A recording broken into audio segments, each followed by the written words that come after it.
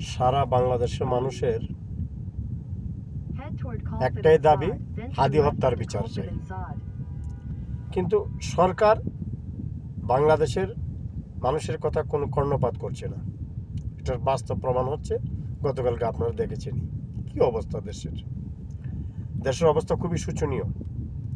তাহলে এতে কি বোঝা যাচ্ছে?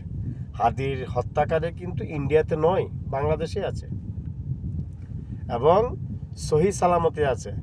তাদেরকে আমাদের বর্তমান গভর্নমেন্টে টেক কেয়ার করতেছে। যে আপনারা খবর নিয়ে দেখেন, এটাই হবে শেষ পর্যন্ত। তাহলে হাদি হত্যার বিচার বাংলাদেশে হবে, জজ মিয়া সিস্টেম।